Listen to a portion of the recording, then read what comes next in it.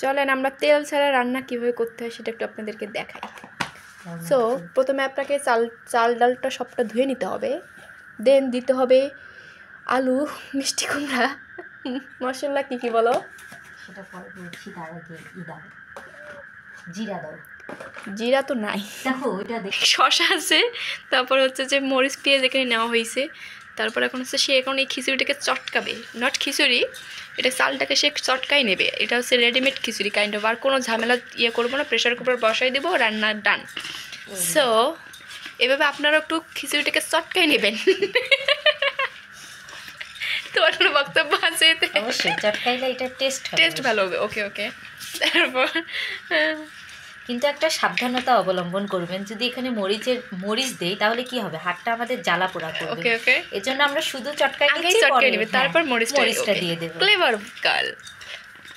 ওকে, তারপরে এরকম আপনি চটকাইতেই থাকবেন।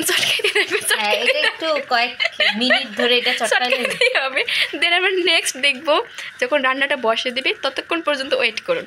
গাইস সরি, একটা জিনিস বলতে ভুলে গেছিলাম, এখানে তেলটাও আপনাকে দিতে হবে, দেন তেল দিয়ে আবার চটকাইতে হবে। চটকানো খিচুড়ি। গাইস এরপর হচ্ছে যে পরিমাণ মতো আপনাকে পানি দিতে হবে। সেটা পানিটা হবে হাত ধোয়া পানি। দেখো তো ঠিক আছে কিনা। ওকে ডান।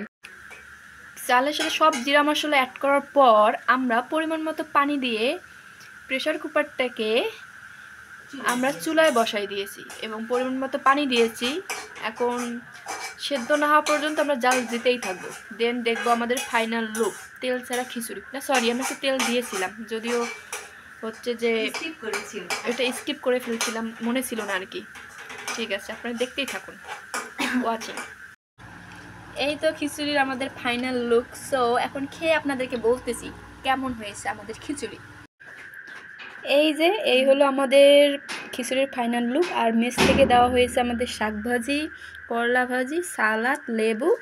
সো খিচুড়ি খাইতে হবে এইভাবে, একটু চটকাই নিয়ে শাক দিয়ে একটু আপনারা ভাজি নেবেন। দেন প্লিজ মরিচটাকে স্কিপ করবেন অবশ্যই। দেন একটু শসা একটু নেবেন। দেন এটা একটা অমৃত স্বরূপ। ওকে টাটা।